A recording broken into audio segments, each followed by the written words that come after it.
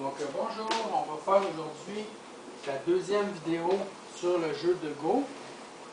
Donc on va parler d'un concept qui est relativement important, c'est le concept des yeux. Donc un groupe va être en vie s'il y a deux yeux. Comme par exemple, le groupe blanc.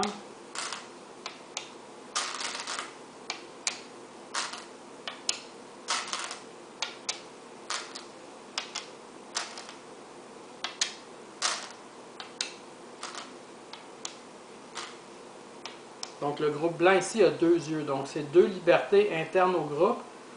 Et puis comme ça, le groupe ne peut pas être capturé parce que même si noir va l'encercler complètement, il va rester deux libertés à l'intérieur qui sont imprenables. Donc ça c'est un vrai œil, ça c'est un vrai œil. Donc pour que l'œil soit vrai, il faut qu'on contrôle 3 des 4 points, par exemple, d'un carré. Donc il faut contrôler 3 des 4 points. Comme ça, on fait un autre exemple à côté.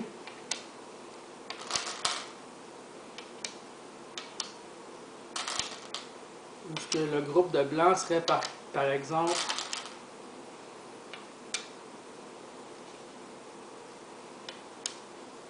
dans une situation comme ça avec une pierre noire qui est là. OK? Donc ça, c'est pas encore un vrai œil. Parce que le problème, c'est que si noir joue ici, là, la pierre blanche ici n'est pas connectée. Puis ça, c'est pas un vrai œil parce que plus tard, noir peut mettre la pierre en Atari qui va forcer à remplir l'œil. Et puis là, ce ne sera plus une liberté interne. Donc, c'est important de comprendre à ce niveau-là que pour avoir un vrai œil, il faut contrôler 3 des 4 points. Donc, ça peut être soit par une pierre, ça peut être soit contrôlé par un autre œil. Comme si on prendrait un exemple, on pourrait faire l'exemple suivant.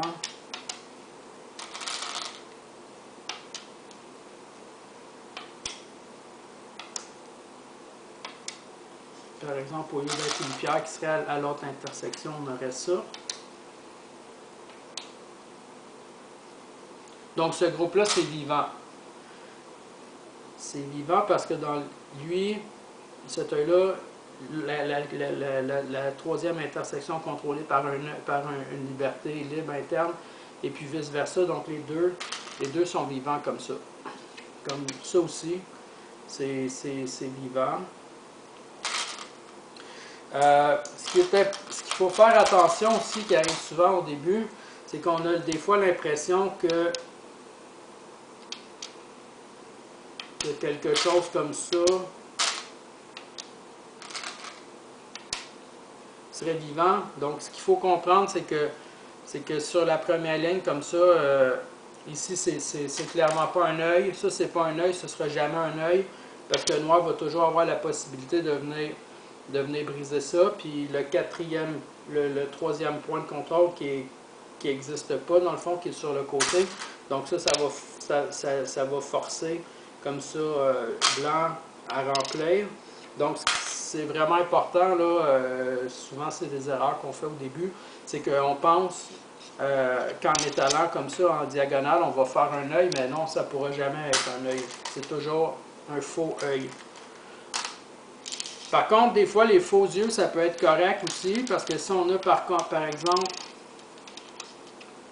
si on a deux groupes, parce que ce qui est important, c'est pour le groupe complet. Donc, si on a deux groupes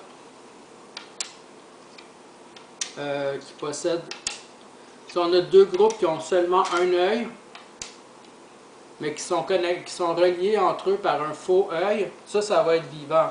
Parce que même si noir entoure complètement un des deux groupes, il ne pourra jamais venir jouer la position du faux œil parce que un des autres groupes, les deux groupes ont une liberté. Donc ça va être vivant. Donc deux yeux qui sont connectés ensemble par un faux œil, donc une connexion en faux œil, ça c'est vivant.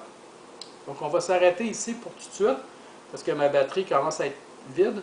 Puis on va refaire une autre vidéo prochainement sur un autre sujet, probablement sur les formes ou sur les libertés. Puis je vais vous mettre en bas, là, dans la description, un lien pour aller lire un petit document PDF qui explique la base des règles de Go. Donc, parce que je ne peux pas repasser à travers tout ça On peut en faire un petit peu, mais j'aimerais qu'on fasse des topics un petit peu plus subtils que juste les règles très très de base. Donc je vais vous mettre un petit PDF, un petit lien vers un PDF là-dessus. C'est en anglais, mais c'est quand même assez facile. Puis je pense que c'est 25 pages, il y a des petits exercices, c'est quand même simple. Donc à la prochaine!